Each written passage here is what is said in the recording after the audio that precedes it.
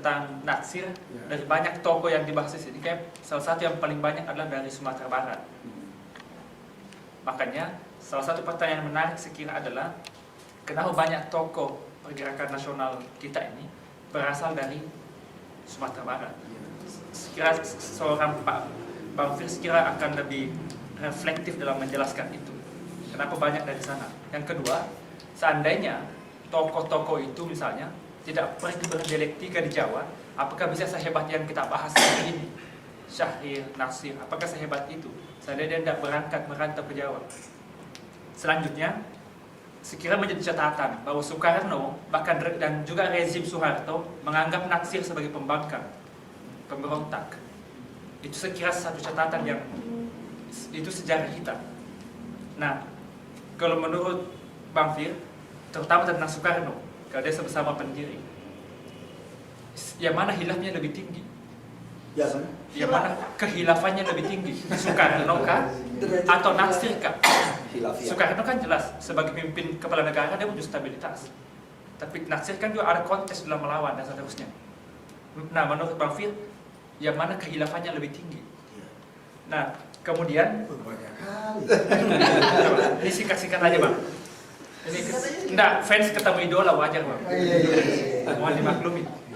Kemudian, apakah HTI itu bukan substansi persoalan di masa depan?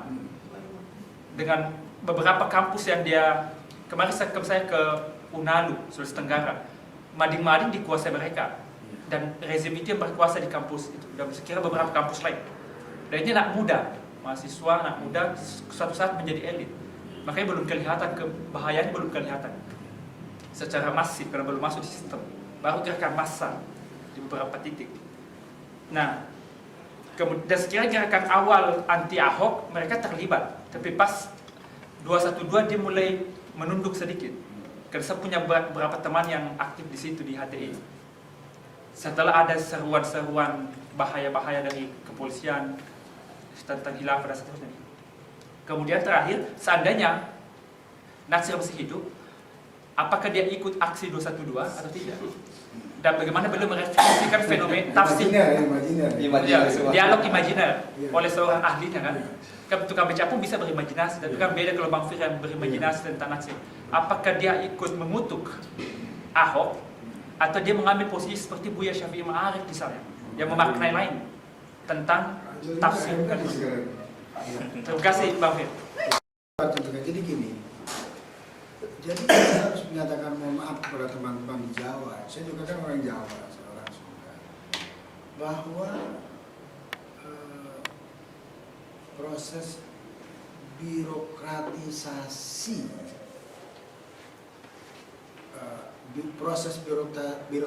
birokratisasi pemerintah kolonial terhadap pribumi di Sumatera gagal. Saya awalin gitu. Ya. Sumatera itu rata-rata ada dia merantau dan berdagang. Jadi mereka berbeda. Gitu. Karena dia merantau, berdagang, orang merantau itu selalu yang dicari lebih kepada pengalaman, ilmu. Gitu. Nah, sebaliknya di Jawa, proses birokratisasi pribumi ke dalam pemerintahan kolonial berhasil. Ibu tanya deh sama kakek-kakek ibu, bangga kalau jadi panglima praja, jadi Wedono, jadi bupati. Di Jawa tuh bangga, di Sunda sama di Jawa. Para priai, orang terpandang yang berstatus sosial tinggi di Jawa, lebih nyaman dia bekerja di pemerintahan kolonial. Sehingga mainstreamnya kalangan terbelajar Jawa terkooptasi menjadi birokrat. Sebaliknya yang di luar Jawa, terutama Sumatera, karena dia tidak mau menjadi bagian birokratisasi, dia merantau, dia menjadi cendekiawan. Makanya harus diakui ketika terjadi merdeka, RI ini dikuasai oleh orang luar Jawa sebenarnya. Apa buktinya, Pak? Ketika Soekarno yang begitu karismatik, dia menginginkan Indonesia ini kan satu partai, PNI. Tapi teman berpikir dia semuanya orang Sumatera. Syahrir, Tahlil, Syahrir, Tan Malaka, Hatta mengatakan tidak. Kita harus sistem banyak partai, keluar maklumat nomor X. Itu kemenangan orang seberang dalam sebuah keputusan politik. Maka lahirlah demokrasi partai. Soekarno inginnya seperti Birma, Kuba, Yugoslavia, satu partai.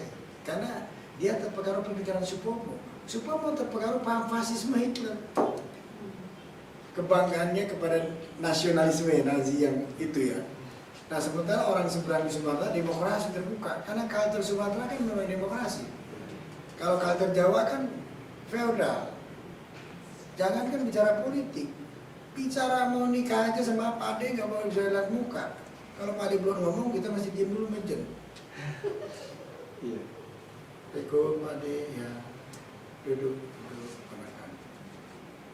Pak Ade-nya begini. Pak Ade mau bicara sebentar. Ada Pak Ade dapat informasi nih. Ini keponakan mau kawin di laporan Pak Ade-nya kan. Soal setuju nggak setuju kan?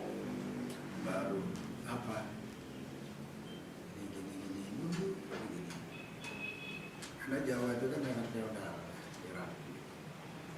Sumatera lain, ucok sama tulang beda, bisa berantem. Apa tuh tulang? Itu kan paman. Ucok sama tulang biasa, tulang. Ucok ada duit, kasihlah tulang katanya. Kau ini gitu, bikin susah orang lain. Pergi kau sana. Nggak ada di Jawa. Di Jawa ngomong sama Pak Ade kenceng minta duit. Yang ada Pak Ade, ada Pandu.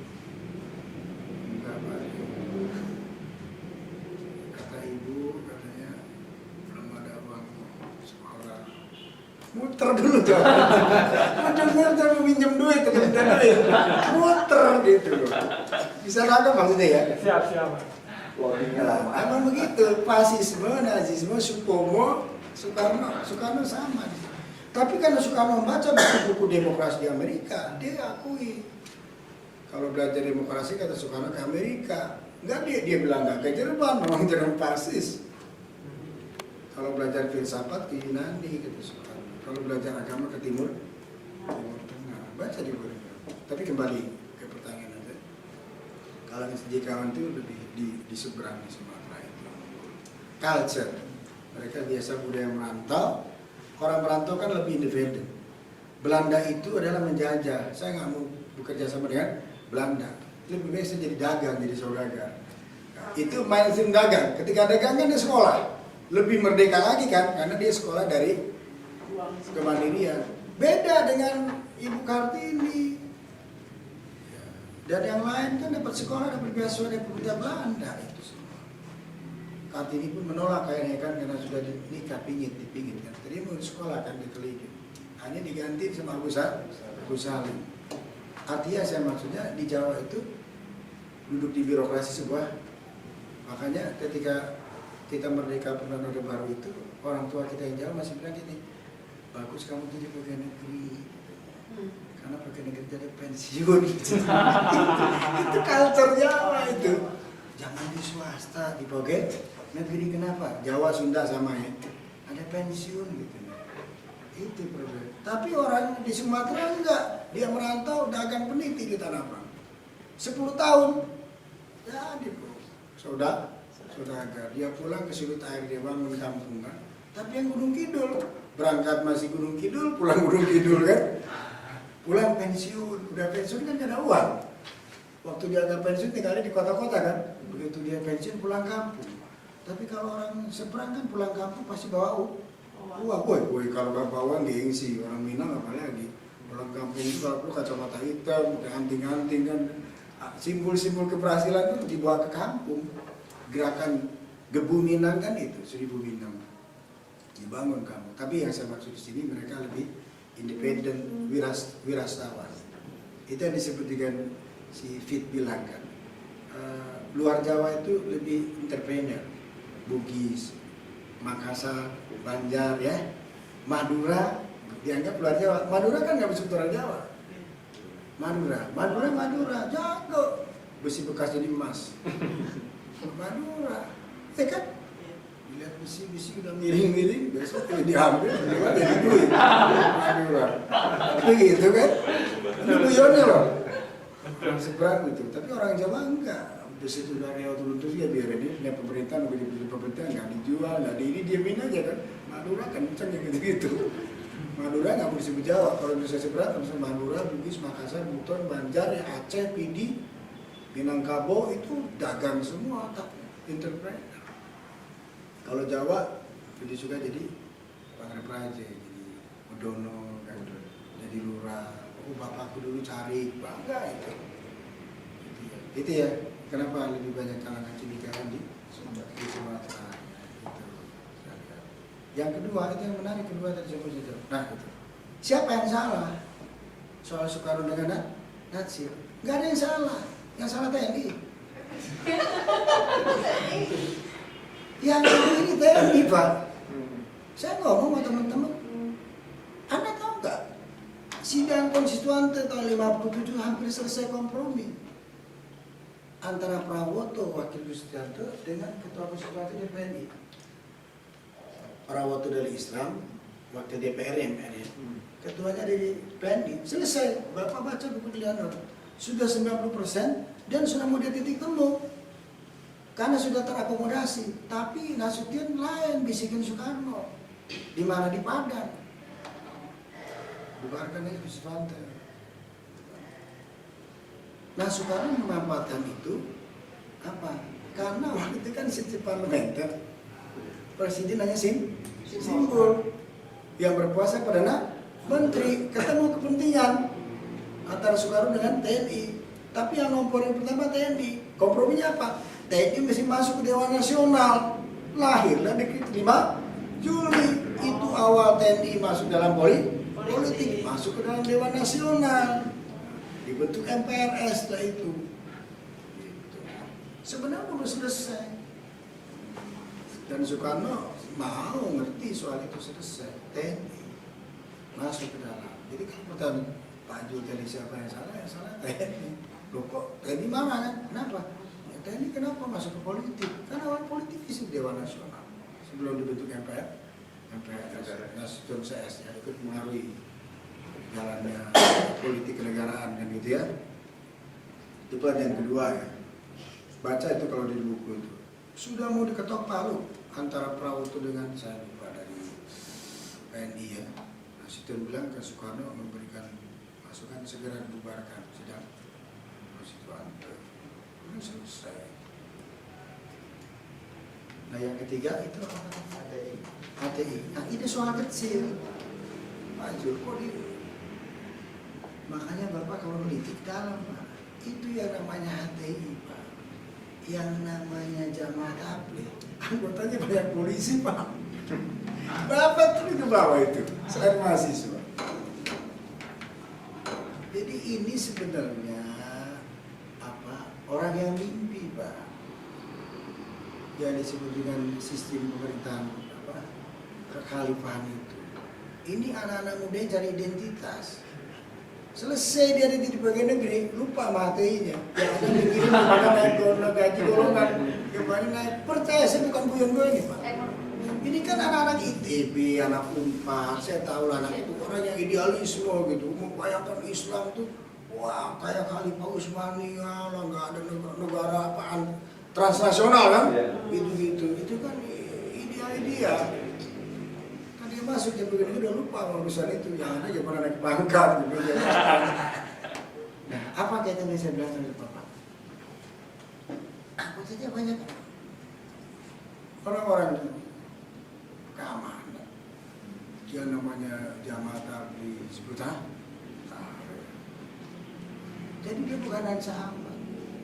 Selama dia masih bicara teriak-teriak itu kan demokrasi, biarin. Karena sekarang dia nggak angkat senjata. Cuman bawa sekian bus, kumpul di Monas kan, bawa bendera HTI kan, dia teriak-teriak, selesai. Jangan dimusuhin, oh gua sini kalau perlu.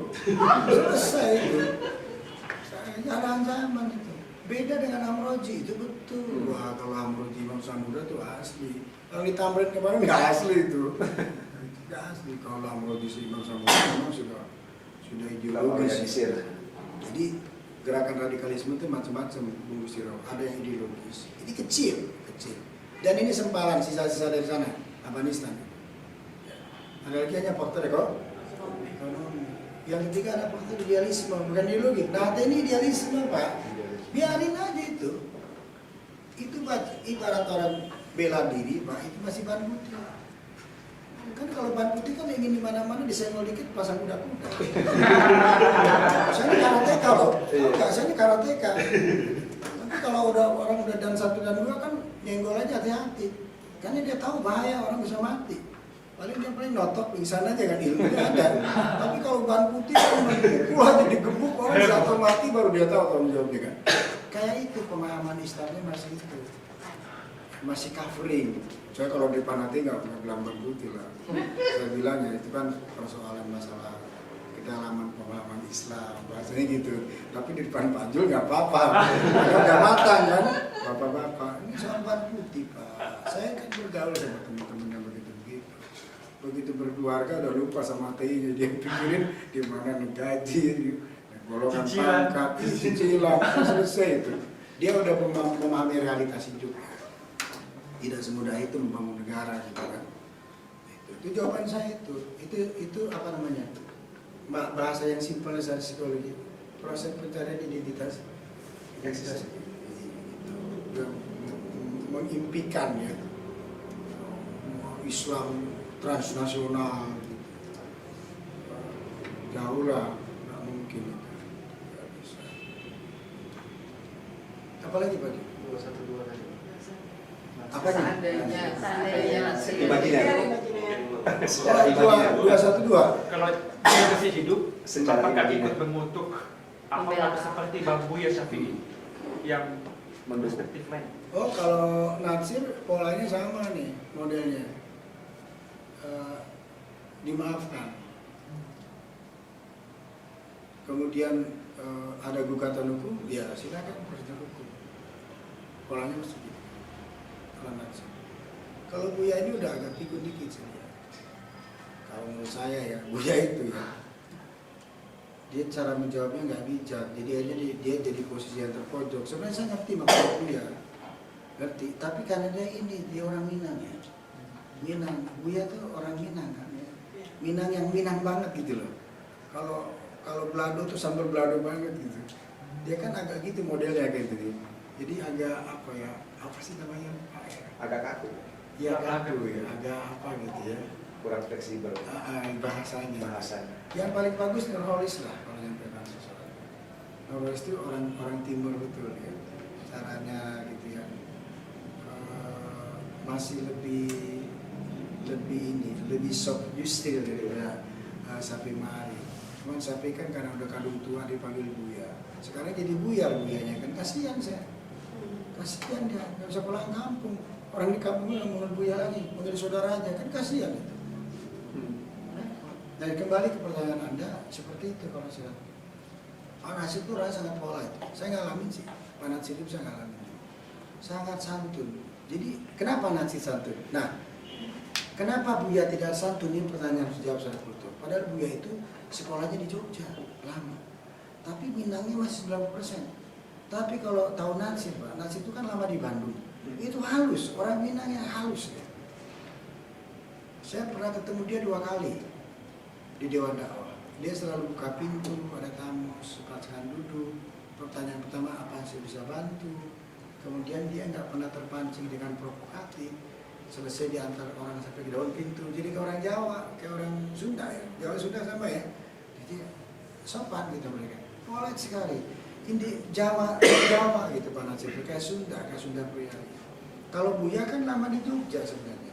Tapi saya lihat Minangnya masih ini ya.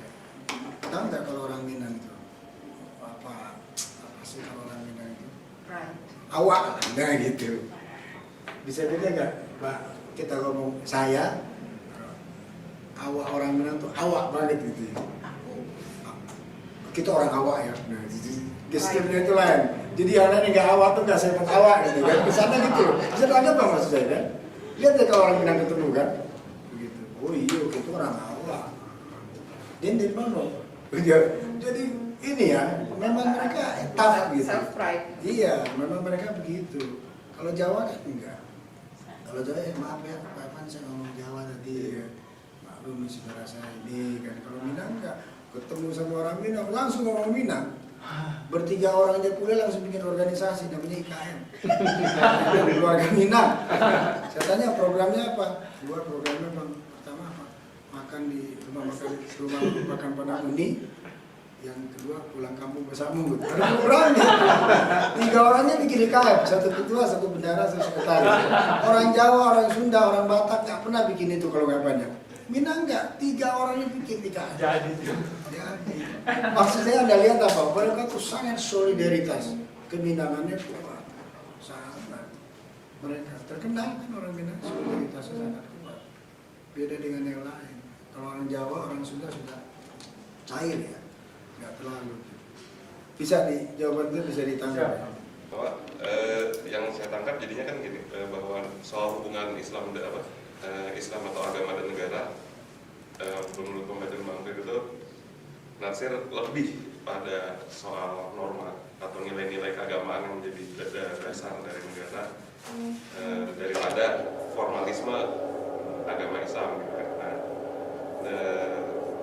Ya, yang tadi juga maksudnya Bang Fir dengan posisi itu menjawab atau mendiskusikannya dengan Pak Evan soal keadaan sekarang ini sebenarnya sudah selesai, bahwa nasionalis juga nggak begitu sekulernya. Iya, ruang publik itu dibersihkan dari unsur-unsur agama, dan agama golongan agamis juga bisa menerima tadi paham-paham dasar-dasar sekuler seperti Pancasila dan NKRI. Saya ingin melanjutkan diskusinya, tapi kan ini pendapat saya yang ingin saya diskusikan. Warna NKRI Pancasila nasionalis atau katakanlah yang lebih sekuler, ideologinya lebih sekuler, itu pasti berbeda dengan warna NKRI dan Pancasilanya golongan agamis. Salah satu batu ujinya adalah maksudnya warna kedua sisi itu kalau kita kutubkan gitu adalah peran dari yang lain atau katakanlah minoritas apapun ya, minoritas agama, etnis ataupun gaya hidup, perannya dalam NKRI itu dan ya NKRI itu gitu loh. Maksudnya saya secara terlalu figuratif gitu kan tertuang juga dalam demo kemarin, cuman ya saya mau melepaskan aja figurnya. Itu kan soal secara abstrak adalah soal peran yang lain dalam NKRI gitu kan. Bagaimana tuh Bang? Oh, kalau sebenarnya enggak, justru enggak.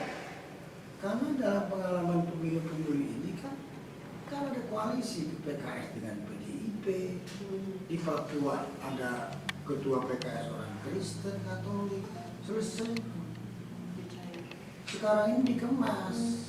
Persoalan ini sekarang persoalan bukan persoalan politik. Cuman kebetulan aja itu saudara kita Ahok aja. Kalau yang ngomong itu misalkan si Tumpal, sama itu. Kalau yang ngomong itu misalkan si apalagi Nyong Ambon, sama.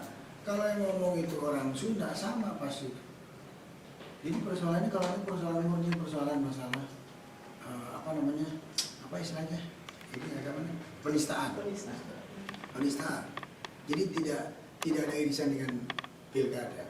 Ada sebagian dari kelompok Islam gitu ya, yang memang keras gini gitu ya, kemudian ikut gitu ya, menguatkan gitu ya.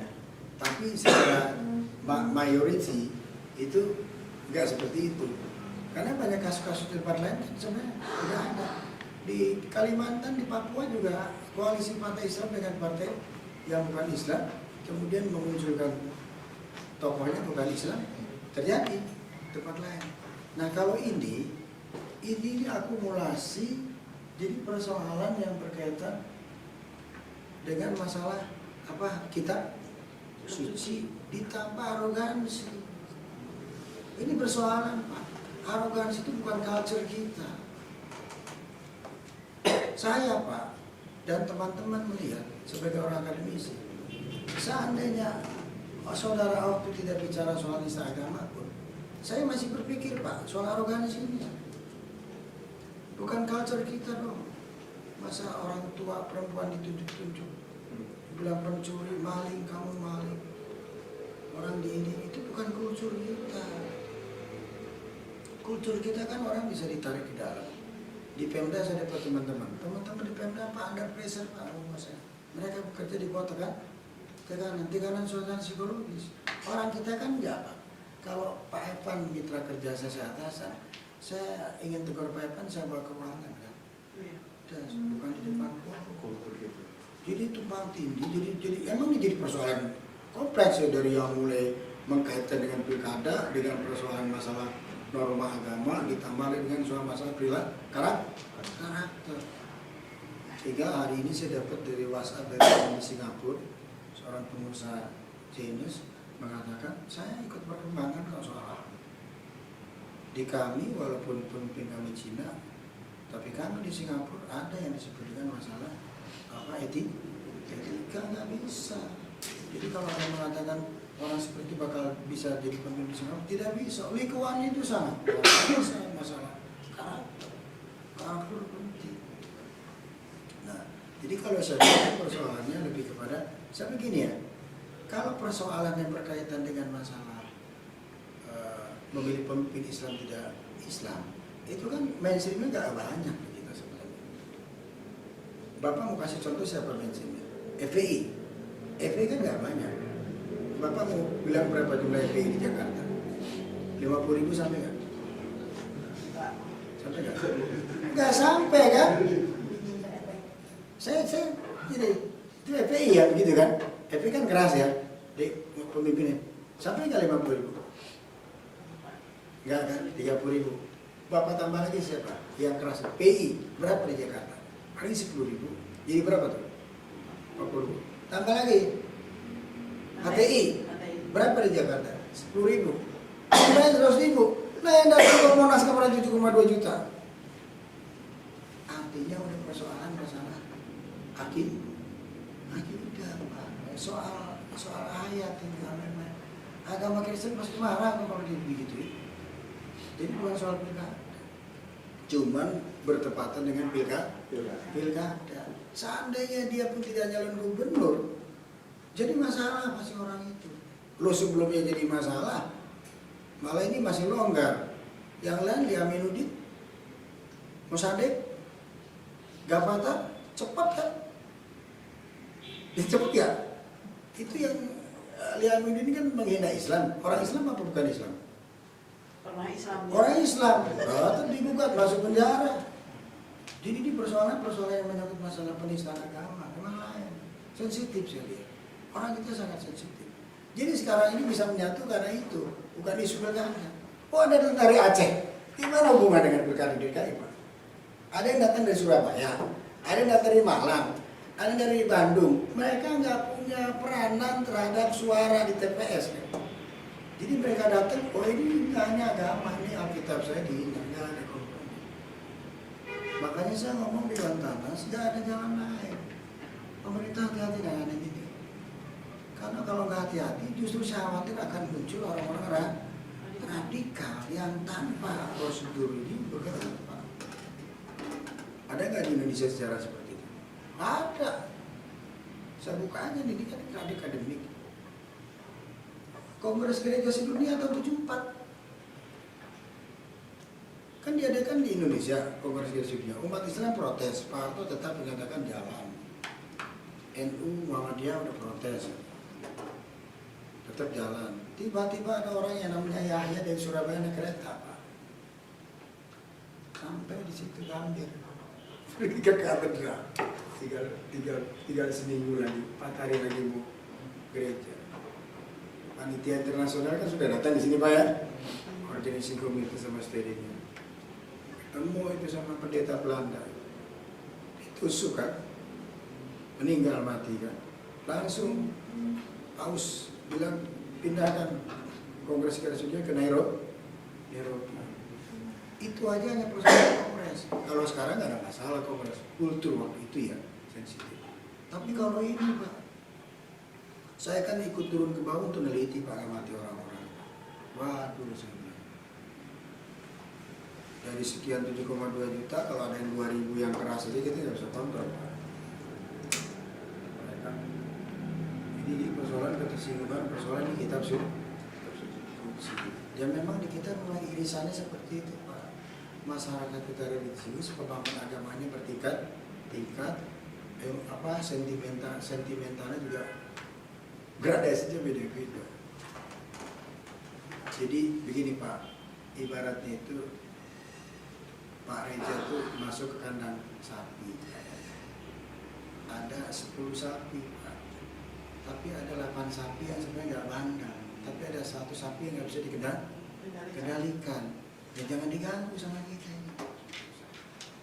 Jangan cari masalah. Masuk ke kandang sapi, jangan ganggu-ganggu sapi yang banyak, yang gitu. Jadi kan kayak ini nih, saya lihat teman saya nih, saudara Ahok ini. Nggak nyambung lagi, orang ke Pulau Seribu bicara ikan kerapu, dia bicara bermain dari mana. Kalau dia ke Pulau Seribu bicara, dia bicara ayat gitu ya, dikit-dikit orang Belitung kan. Ayatnya tentang laut kan, bagaimana maksudnya apa? Udah semua bermain dari mana. Jadi ini pada susah. Ada lagi buku Ahok kan tentang Jakarta Baru kan, bingung juga itu. Buktinya udah banyak Pak. Ini kalau nggak hati-hati. Jadi saya salut sama Jaksa Agung ini sekarang. Udah tahu belum terakhir proposisi jaksanya? Itu bagus, Jaksa Agung itu bijaksana. 3 Islam, 1 Hindu, 1 Kristen. Supaya tidak timbul presiden kalau 5-5-nya Islam, nanti presidennya lain ya. Udah 1 Hindu, 1 Kristen, 3 Islam. Seru ini. Gitu ya. Tapi kalau nggak ditangani hati-hati repot. Udahlah. Susah. Jokowi aja yang tadinya nggak mau mampir, harus mampir ke Monas di titik terakhir kan. Ya bayangin mau apa ngadepin 7,2 juta orang. Polisi juga nggak bisa apa-apa kan. Mau apa? Polisi saja ngobrol aja dari Tegal. Gak usah dukung partis. Polisi di Monas tuh kan. Saya kan teliti.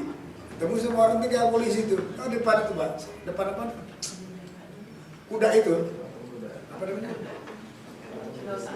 Menteri Budaya Pak. Budpar kan. Kan ada Polsek. Saya tanya, sebenarnya polisi orang Tegal kemana nih? Gimana Mas Solen? Saya dukung deh. Saya dukung kan orang Islam. Dan bayangkan itu. Mimiknya itu lain gitu loh. Dukungnya itu, dukung banget gitu. Oh saya dukung deh. Saya tangkap, wah ini sensitif. Jadi kalau soal penyandung gereja itu ya. Jadi lain Pak. Jadi tidak apple to apple. Kalau dari segi akademik ya. Mengkaitkan ini dengan persoalan pilkada. Pertama yang datang di aksi 212 itu bukannya orang Jakarta, Jabodetabek sampai Aceh sampai ke Surabaya sampai Pamekasan. Mereka kan nyumbang suara di TPS. Kan nyumbang suara kan. Yang kedua, jalur komando organisasi sudah tidak ditinggal. Disuruh tahu itu. Agil bicara di bawah bergerak.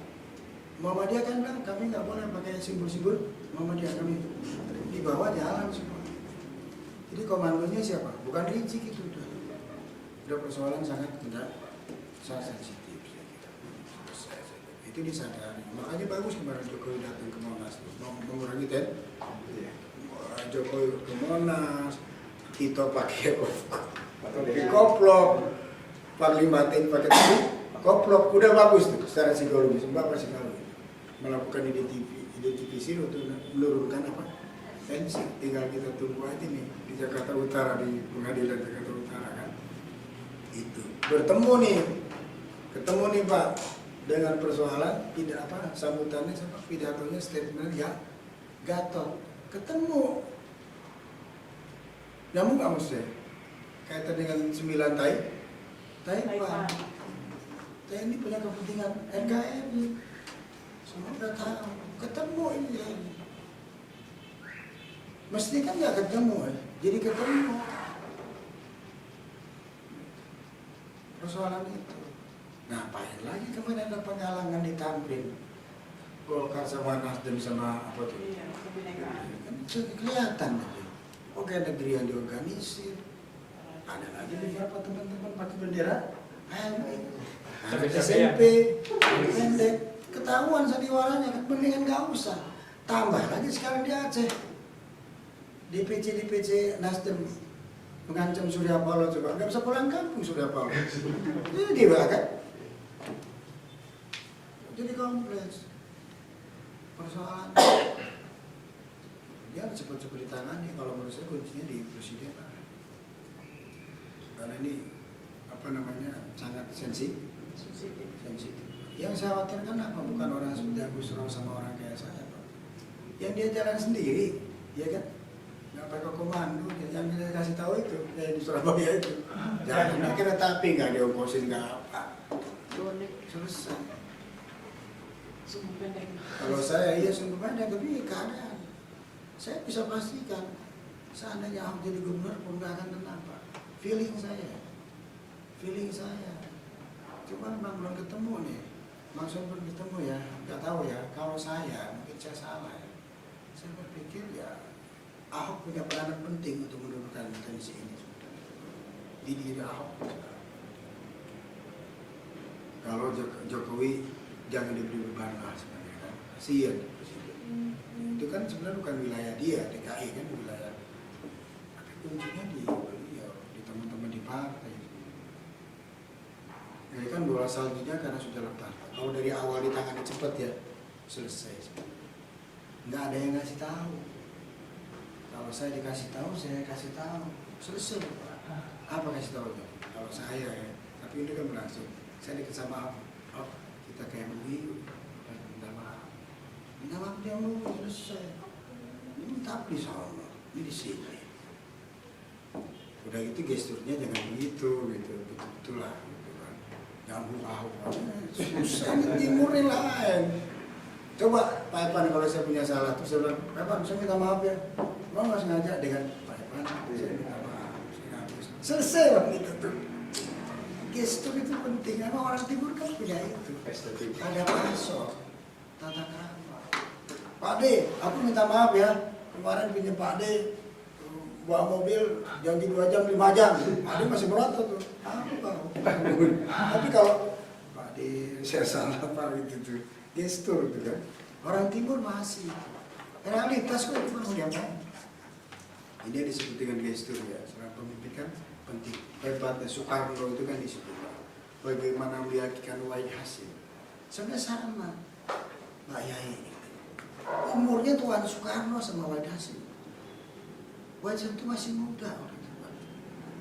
Masih 26 tahun.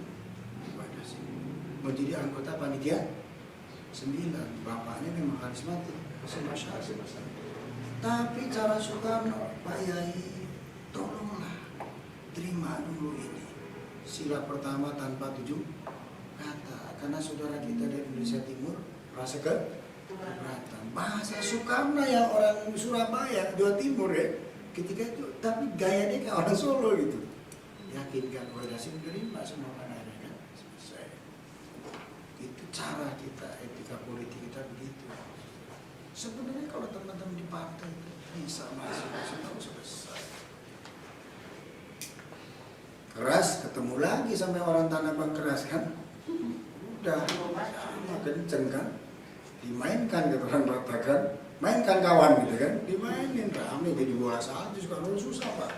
Udah susah Pak. Sekarang udah susah Pak. Susah sekarang. Udah susah, udah menggelinding. Tinggal nunggu polis. Iya, tinggal dilihat aja hasilnya pemuasan rame, pasti rame. Makanya kalau saya bilang kalau situasi gini kuncinya di Ahok. Kalau dengan bersama, mungkin yang lain juga nunggu dari beliau kalau beliau keras terus. Tapi kita doakan ya, di jalan. Saya sedang mengucapkan di dalam sujud. Sering bangsa Indonesia ini dalam situasi sulit suka ada jalan-jalan terbuka. Kita udah diuji dalam sejarah ya. Ternyata kita nggak pernah pecah. Dalam situasi sulit kita selalu ada jalan, ada kompromi. Itu kehebatan bangsa Indonesia dalam sejarah. Tragedi 65, ya. Tragedi 45, ya. Di ujung tanduk itu. Kita berhadapan ini bukan hanya dengan Belanda, dengan sekutu, tapi hari kita bisa menang, kompromi. Apa kurangnya Pak? Jenderal sekutu aja mati sama tembak Malabi di Surabaya itu. Itu sekutu mau Burundi kita tembak juga, bonek-bonek itu. Anak buahnya Hasyim Asyari kan bicara gitu. Tapi kita tetap eksis, bisa survive. Mudah-mudahan ke depan juga. Depan ya, Pak Reza. Buat saya memang dan sampai Ibu ya pernah bilang bahwa Ahok ini adalah ujian kebinekaan kita gitu sebagai bangsa. Makanya Pak Ahok kan untuk diminta diam, banyak diam gitu. Iya. Tapi mungkin ya tadi karakter, kita susah ngomong kalau karakter itu kan sesuatu yang melekat kan seperti itu. Jadi ya saya juga berdoa, kita berdoa semoga Indonesia damai lah ya Pak gitu kan. Nah, saya sangat tertarik ketika Pak Firdaus bicara tentang gagalnya proses kaderisasi di tingkat mobilitas nasionalis terhadap Pancasila. Orde Baru pernah gitu kan dengan P4-nya. Setelah itu Orde Reformasi, pendidikan Pancasila pun hilang jadi PKN. Namun nilai-nilai Pancasila sangat-sangat kurang kan gitu. Sehingga anak-anak kita juga banyak yang bisa dibilang ya memprihatinkan kondisinya sekarang gitu. Ini kalau saya orang pendidik dulu, background saya guru Pak, walaupun sudah resign. Karena saya kalau orang ribut pada jadi PNS, saya takut jadi PNS Pak. Gitu. Kemajuan ibu itu. Enggak, independen. Iya, saya orang Sumatera Barat Pak. Karena saya berpikir bahwa kalau saya jadi PNS saya terikat banyak hal tanggung jawab yang tidak bisa saya lakukan gitu. Itu sih pandangan saya kenapa saya mundur dari jadi PNS. Jadi politisi ya. Jadi politisi. Tapi gini maksud saya gitu tentang Pancasila tadi sangat menarik gitu. Karena sekarang itu contoh pun tidak ada Pak. Orang yang benar bisa mengaplikasikan Pancasila dalam kehidupannya, ya entahlah siapa gitu loh. Itu yang jadi PR kita bersama gitu kan. Walaupun misalnya ada kalau MPR itu kan ada juga Pak TK ya kan 4 pilar Pancasila. Itu sudah gitu loh. Tapi prakteknya di lapangan juga masih nol. Saya sih berusaha ya Pak, berusaha lah mempraktekkan sedikit nilai-nilai Pancasila semampu saya gitu. Karena juga buat saya itu bagian bahwa ya saya mau hidup jadi orang baik gitu aja. Saya meninggalkan sesuatu yang baik untuk anak-anak dulu lah, untuk anak-anak saya. Saya berpikir seperti itu tidak banyak terlalu. Tapi saya yakin apapun yang sedikit kita lakukan akan memberi efek gitu kan, pelan-pelan. Jadi saya sangat prihatin apa yang harus kita lakukan gitu loh dengan ya kurangnya kaderisasi ini. Ya mungkin saya sih saya tahu ya saya Pak di PDI Perjuangan kami ada kaderisasi Pancasila, lalu ini juga bagian dari kaderisasi sebenarnya kan seperti itu. Namun sebagai bangsa yang besar gitu loh, untuk mencintai Pancasila dan akhirnya mempraktekkan ini apa yang harus kita lakukan? Terima kasih Pak. Pancasila dalam perspektif politik sudah selesai Pak. Sudah selesai. Tidak ada satupun yang mempersoalkan. Yang jadi masalah sekarang bagaimana strategi untuk mensosialisasikan Pancasila sampai ke lapisan yang paling bawah itu dengan pendekatan kultural, jangan pendekatan politik. Kalau pendekatan politik akan terjadi kristalisasi lagi. Serahkan itu ke wilayah dunia pendidikan, serahkan itu ke wilayah konsepnya boleh dari DPR gitu ya. Tapi role modelnya diterapkannya melalui dunia pendidikan. Jangan melalui dunia politik. Kalau dunia politik itu akan mentafsir-tafsirkan sesuai dengan kepentingan politiknya. Padahal Pancasila ini sudah menjadi keputusan politik, sudah selesai. Ya. Implementasi Pancasila dalam bentuk aksiologi melalui dunia pendidikan. Nah, kelemahan Pancasila Orde Baru itu sentralistik. Ya. Dan terlalu high, tinggi. Hanya orang yang tahu filsafat kayak Pak Reja bisa nangkep tuh Pancasilanya P4. Sekarang kan ada otonomi daerah. Ya. Implementasi Pancasila itu role modelnya diserahkan ke daerah masing-masing. Dia lihat kearifan lokal untuk bisa diterima oleh masyarakat dengan menggunakan kearifan lokal, budaya setempat. Di Minang itu sangat kaya soal budaya melalui pantun-pantun dan sebagainya itu bisa masuk. Kemudian segmennya kan, kalau pendidikan dasar seperti apa. Jadi Pancasila itu bukan persoalan menghafalkan sila 1 sampai sila 5. Itu di perempatan jalan udah banyak, masuk kabupaten udah banyak tuh kan. Gambar Pancasila dengan burung Garuda. Udah selesai itu. Implementasi loh. Dari sejak dini di TK ditanamkan dengan bahasa anak TK gitu loh. Kan begitu. Yang SD dengan bahasa SD. Nah, kalau mahasiswa baru dia Pancasila dalam perspektif politik, karena udah waktunya ya. Ya, tapi kalau anak SMP perspektifnya pada sosial budaya itu. Ini apa? Ini proses pendidikan berarti long to dinner kan? Jangka panjang kan? Ini nggak bisa dirubah cepat. Ini perlu waktu 10-15 tahun. Tapi ini harus dilakukan sebenarnya. Sekarang sudah mulai kan? MPR udah mau mengembangkan role model itu. Ada sedikit di TV, masih terlalu sedikit ya. Sekarang mulai dipikirkan mau dibikin role model kampung Pancasila. Kalau dulu masih melalui cerdas cermat kan, dengan kampung Pancasila bagus, misalkan toleransi gitu ya, di situ dikembangkan, gotong royong kan. Gitu. Tapi kemudian juga saya kira memang yang itu yang ibu bilang untuk shortcut jalan lintas ya. Jalan cepat itu memang rata-rata itu yang hilang sekarang. Anak saya tanya nih, yang SMA di SMA 8 kan, saya kan ketua komite SMA 8. Saya nanya sama dia, polos, siapa pemimpin Indonesia yang kamu kagumi sekarang? Nah, korupsi semua, pusing kepala saya. Ini miniatur loh, Bu. Ini pasti dia juga mungkin sama dengan teman di kelasnya. Kenapa saya bisa begitu? Maaf Bu, SMA 8 itu salah satu SMA terbaik di Jakarta. Ya anak itu belajar, anak saya itu nggak ada waktu ngapa-ngapain, nggak aktif di organisasi kecuali dosis. Tapi mereka cerdas-cerdas, nggak ada semuanya korupsi. Kemudian saya mengidentifikasi ketika saya masih SMA. Saya ini kan melawan Orde Baru dulu aktivis. Tapi waktu itu saya masih punya figur. Sampai sekarang saya hafal. Siapa jenderal yang jujur? M. Yusuf. Siapa Kapolri polisi yang jujur? Bukan. Siapa profesor yang jujur? Ada Billy di UI. Dia dikasih cek, disogok, dia taruh ke Agung, dikasih ke wartawan. Ini cek-cek yang saya dikasih saya ini. Ada itu, saya masih merasa Indonesia ini saya bisa berdikar. Merah putih ini nggak kuncup lagi. Masih ada merah putih yang bersih gitu Bos. Sekarang anak saya siapa? Koruptor semua.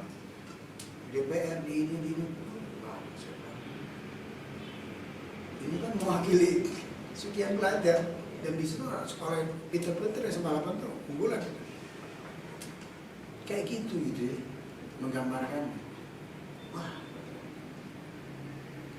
ini kerja keras. Nah, ada tidak revolusi mental Jokowi ini kan bagus menurut saya. Bagus ini. Ini kan bahasa lainnya Sir Karl Bumi Soekarno. Tapi sampai hari ini nggak jalan.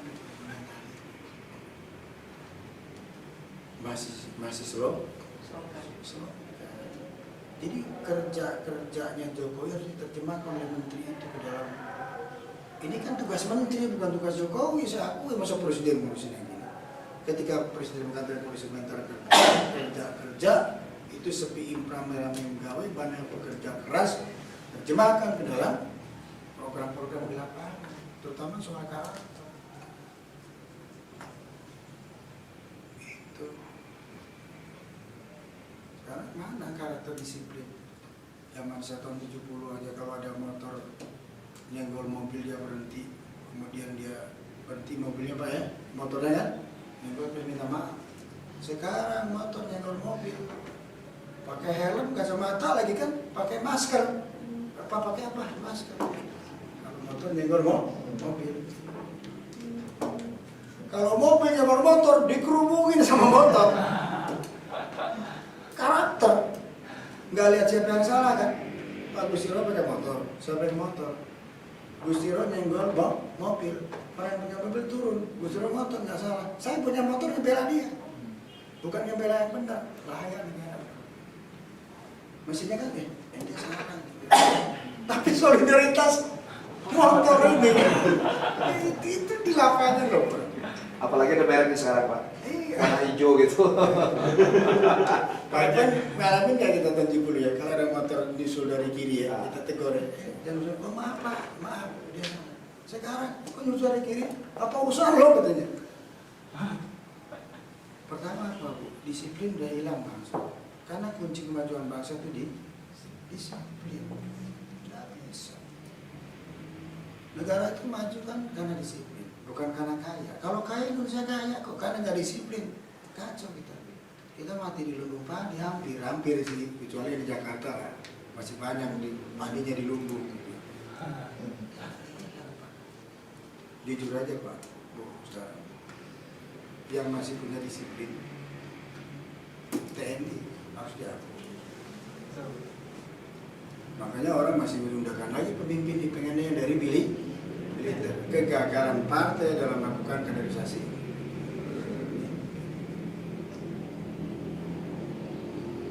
Coba buktinya Gusti Ratu. Saya suka dilema sama Thomas.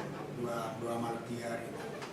Kalau dari sipil begini Pak, waktu pembukaan seminar 3-4 jam begini. Ini yang sipil nih, nggak dokter profesor, nggak aktivis. Tapi yang tentara. Siap. Izin, mau bertanya. Wah, mestinya kader-kader partai kayak gini ya. Kader loh. Kalau yang kader enggak, kalau yang anggota. Tapi yang kader harus. Sekarang terus Pak Evan kritik saya. Kok Pak Evan kalau militerisasi? Jangan dulu.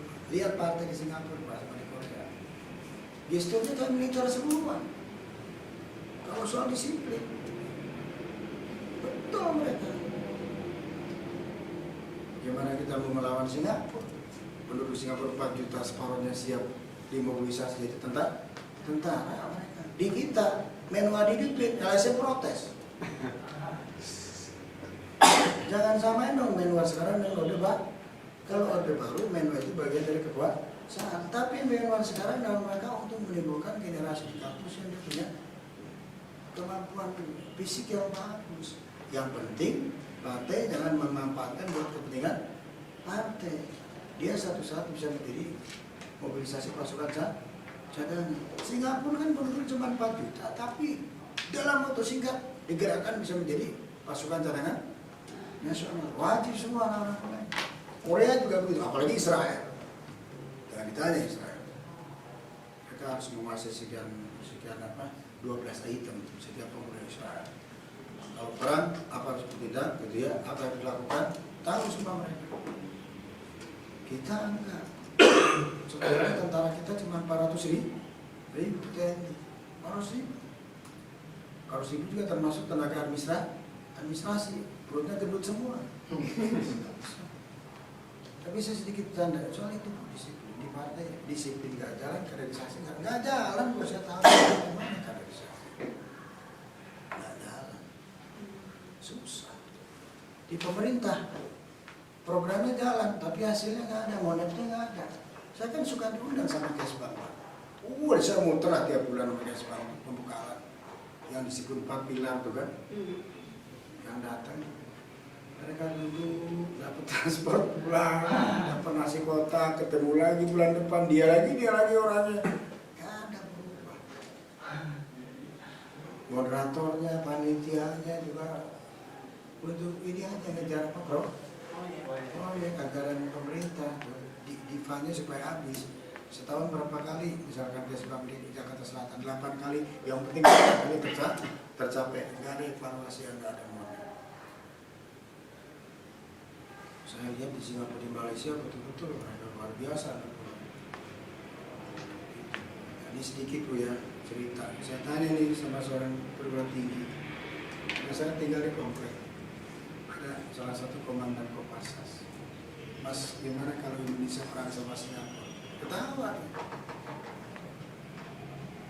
Kalau perangnya blitzkrieg, perang cepat kita kalah. Indonesia kalah. Kalau perang gila. Dan memang mereka perang gila, teknologi juga. Tapi kalau perang gerilya, kita gerilya di mana? Gusti Rau di laut masih kan? Pertanyaan itu, kan udah perang kota tuh nggak gerilya lagi Pak. Teknologi, drone semua. Lihat aja Amerika di Irak. 1 bulan Baghdad dibom aja, tentara Amerika belum diterjun. Sampai infrastrukturnya, jaringan telekomunikasi hancur, baru pasukan turun. Nah cerita dia sederhana katanya, kalau kita perang gila, habis kita Pak. Dia tahu betul bagaimana mengunci kita kan, jaringan strategis, pelabuhan, gitu ya, listrik ya, gitu ya. dulu disikatapi sama jalur telekomunikasi.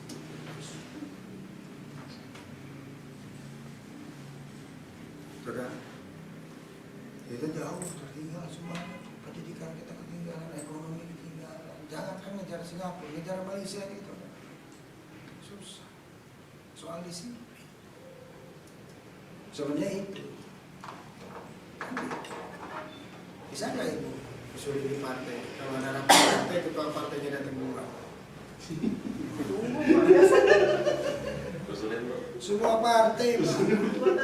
Tapi itu juga Bang Firsa juga usul mungkin. Ketua partai itu jadi raja. Dia telepon ke kursi dalam. Kita pada kumpul pun anggota katanya belum dikaratan.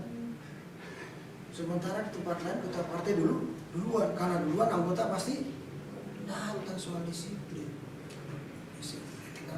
Selesai. Nah, sebenarnya Ahok punya kelebihan soal disiplin nih. Soal masalah itu saya suka sama Ahok. Tapi kan nggak cukup itu dia persoalannya. Soal itu Pak.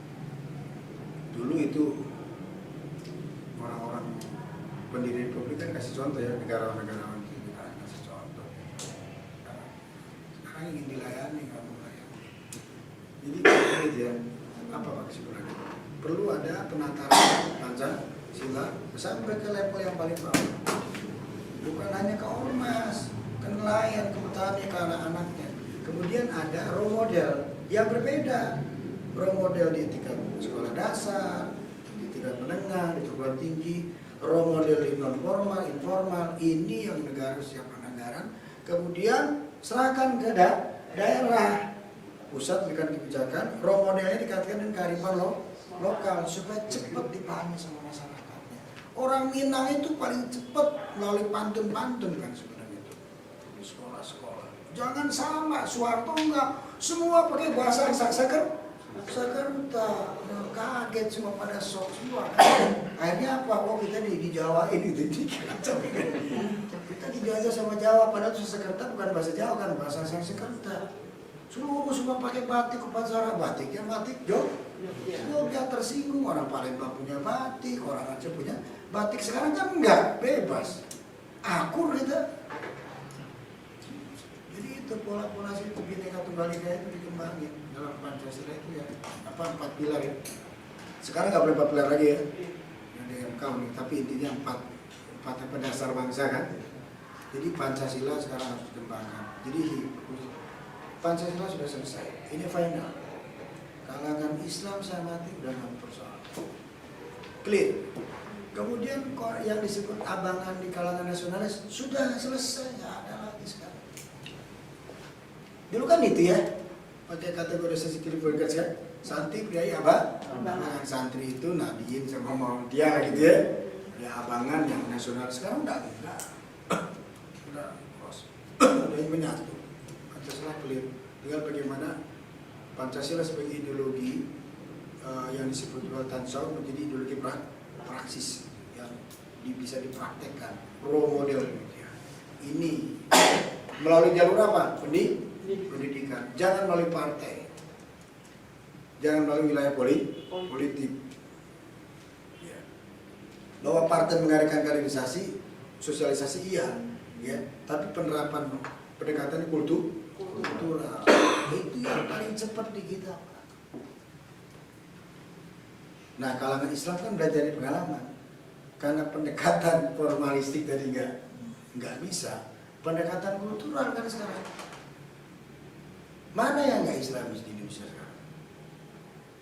Mana yang hak orang Islam di Indonesia ini yang nggak bisa, yang nggak bisa dilaksanakan? Semuanya bisa. Pendekatan kultural. Kalau pendekatan politik pasti ditolak, karena memang kita bukan negara Islam dan kita nggak perlu negara Islam. Ini negara kita Pancasila udah bagus, karena kita Bhinneka Tunggal Ika, tinggal transformasi di dan selesai. Yang Kristen diri sekolah Kristen dengan dia memiliki khas Kristen, yang Islam tinggal Islam, udah semua selesai sekarang.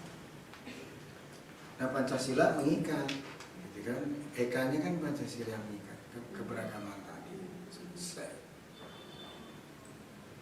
Teladan yang kita nggak ada sekarang. Kalau saya tanya Mbak siapa tokoh yang dikagumi di partai sekarang? jujur nih ya, emosional. Jokowi Pak. Ya, Jokowi misalkan kan, Jokowi kan gagasannya bagus kan. Siapa yang mempresentasikan gagasan Jokowi di partai? Nggak ada, semua teriak nawacita iya.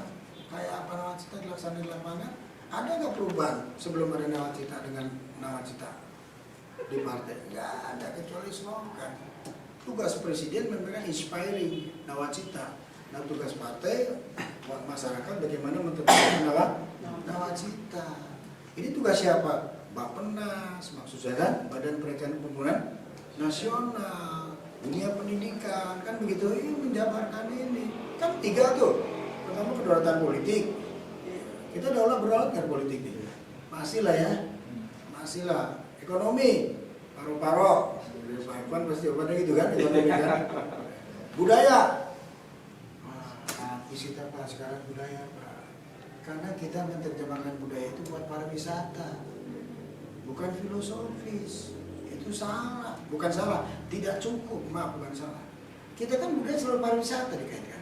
Itu untuk menghasilkan pertumbuhan ekonomi. Tapi yang dimaksud budaya di sini bagaimana budaya menjadi karakter, menjadi filosofi gitu loh. Itu loh. Bisa ditangkap nggak maksud saya Pak Ivan? Ibu, Bu bisa tangkap Bu ya? Bisa ya? Ya. Ketika sutradara terkenal siapa kakaknya si ini? Sutradara yang terkenal itu. Dulu banyak dapat Piala Citra yang masih hidup di sini. Kakaknya harus jalan siapa? Selamat Ratu. Saya ingat dulu di majalah Tempo bilang, kenapa dunia film India itu terkenal? India terkenal di dunia. Dijawab sama seorang seniman India. Karena kami mengangkat budaya India sebagai sebuah ikon perfilman kami, sehingga orang India dikenal di dunia dengan Indianya. Bapak suka nonton India kan, yang lari muter-muter itu. Tapi laku. Cina kan, dengan Cina laku. Indonesia keluar dari kulturnya. Korea juga sekarang hebat. Film Indonesia itu satu, kalau nggak ribut konflik gitu. Sinetronnya itu. Padahal budaya kita kan nggak konflik Pak. Ini siapa yang bikin ini kata ini? Orang kita nggak konflik, dibikin di sinetron konflik. Yang kedua, urban bener kan? Keluar dari bumi kita gitu. Asing. Yang laku apa? Berburu hantu, tuyul, ini kan hayal semua. Gak nampak di bumi kita. Padahal yang dibikin sama Slamet Raharjo itu yang bagus-bagus ya. Slamet Raharjo, kemudian si Garin Nugroho ya. Itu yang harus dibanyakin. Sangat Indonesianis banget. Itu yang laku, yang dapat penghargaan di Paris, itu kan itu. Nah kenapa enggak itu? Itu yang memberikan membangun satu visi gitu ya. Menanam karakter melalui dunia sinema terbangun. Tapi karena ini sedikit dikalahkan oleh yang tadi, yang isu tadi ya, budaya isu tadi. Ini tugas negara maksud saya, ya. Nah ini persoalan ini. Sementara yang lain sedang mengembangkan perang itu kan, perang apa? Usul fikri apa? Perang budaya. Ya sekarang kan proxy war kan seperti itu. Hati-hati loh Pak sekarang. Indonesia ini kan dihancurkan tidak perlu dengan fisik. Sama seperti Perancis dulu kan. Bagaimana Cina dikalahkan oleh Perancis dengan candu. Sekarang bertonton masuk narkoba ke kita. Generasi muda dilemahkan. Tinggal tunggu satu generasi aja ditongkrongin ke kejauhan, baru masuk. Ini perang sekarang. Proxy war kan, perang tidak asimetris. Bukan dengan senjata, kirim dulu aja minum apa obat-obat terlarang ke generasi-generasi gitu kan. Biar menjadi lemah, baru nanti masuk lagi yang lain. Kedua, dengan pemikiran habis. Nah konternya apa? Bagaimana Pancasila dikembangkan menjadi satu apa namanya? Paradigma kita. Bukan slogan. Sekarang slogan, masih slogan sekarang. Clear ya Bu ya? Bisa ditangkap ya. Pancasila udah clear. Bagaimana menerima si Pancasila menjadi aksiologi program aksi itu memang Soekarno jagonya, kita susah nyari Soekarno. Tapi nggak boleh juga kita merindukan Soekarno terus, sudah selesai deh kan. Soekarno bilang tugas kalian untuk melanjutkan sejarah besar ini kan gitu kan ya, istirahat ya Bu ya. Ya, terima kasih teman-teman. Masih ada?